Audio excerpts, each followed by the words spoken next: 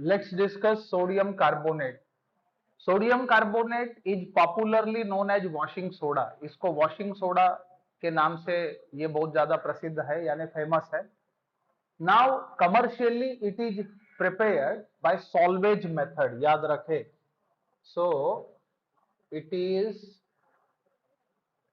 Prepared commercially by salvage process या फिर salvage method हम कह सकते हैं। अब इसमें क्या होता है, इसको हम क्या बोलते हैं, उसको सोडा अमोनिया प्रोसेस भी बोल सकते हैं या अमोनिया सोडा प्रोसेस ऐसा भी बोला जा सकता है। सो this is also known as ammonia soda process.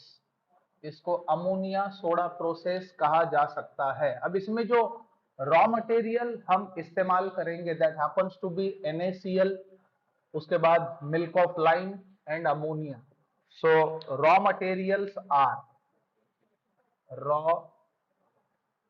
materials used are, इसमें NaCl, उसके बाद milk of lime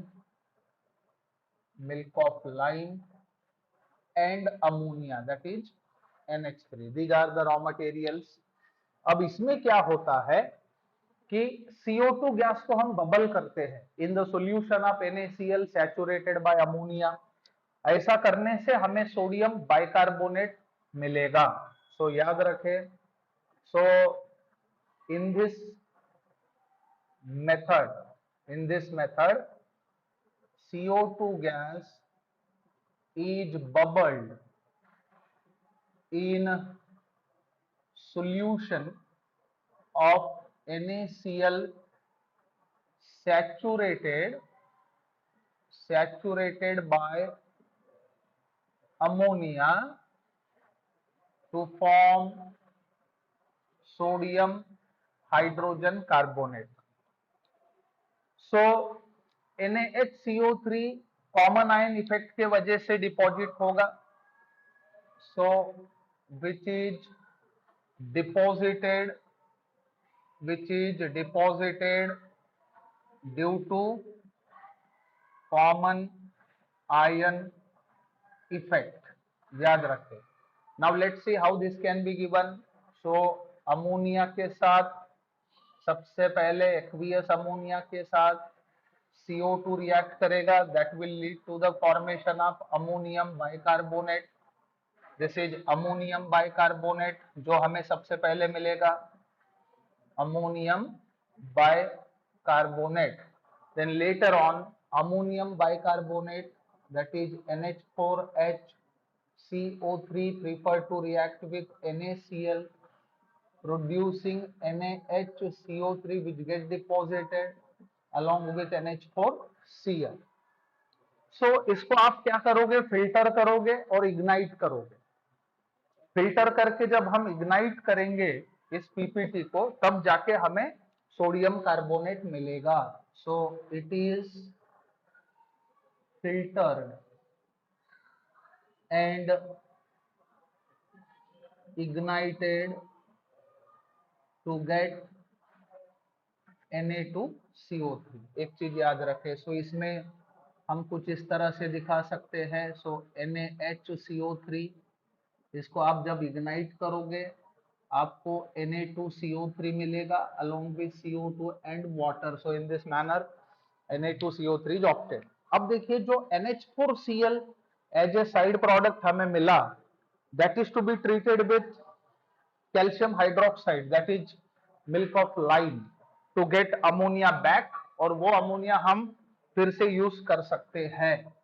so NH4Cl is treated with milk of lime to form NH3 which can be reused, याद रखें। सो इसको हम किस प्रकार से लिख सकते हैं? सो NH4Cl prefer to react with CaOH by 2, so leading to the formation of CaCl2 along with water and ammonia as well. So इस प्रकार से अमोनिया हमें वापस मिलेगा और उसको हम रीयूज कर सकते हैं इस मेथड में। So this happens to be the commercial method of preparation of sodium carbonate, that is washing soda. अब बात करेंगे प्रॉपर्टीज की। So let's discuss properties of Na2CO3। तो सबसे पहली बात ये याद रखो, it crystallizes from water as a decahydrate. So याद रखें, इट crystallizes from water as a decahydrate, यानी दैट इज, इसको कुछ इस तरह से हम दिखा सकेंगे Na2CO3 dot 10H2O। So this is decahydrate. Now it is commonly called as washing soda, इसको हम washing soda बोलेंगे, and it is found to be soluble in water. So it is commonly called as washing soda and it is soluble in water, ये water में dissolve करेगा।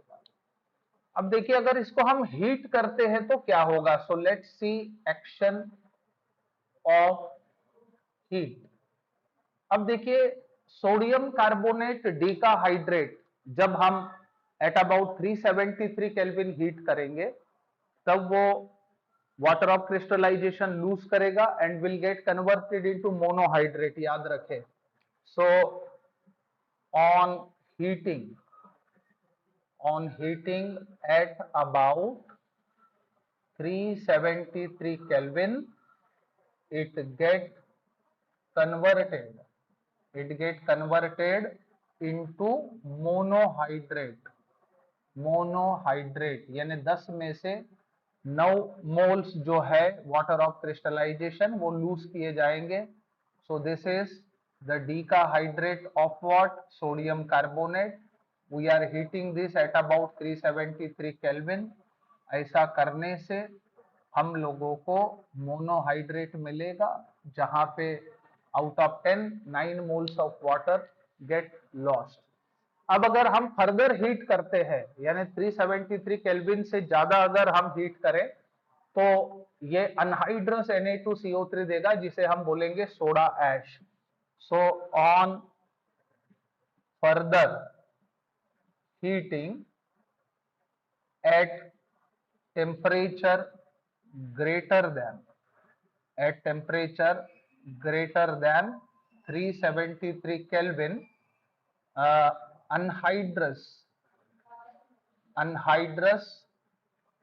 Na2CO3 is obtained, यानी वो जो 1 मोल water of crystallisation है वो भी loose होगा, और उस अनहाइड्रस Na2CO3 को which is called as soda ash, इसको हम लोग सोडा ऐश कह सकते हैं। So this can be shown in this manner, Na2CO3.H2O, that is monohydrate, when heated above 373 Kelvin, तो क्या होगा? It would lose that solo molecule of water as well to give what? Soda ash. तो हम लोगों को soda ash यहाँ पे मिलेगा। Now let's see the nature of aqueous solution.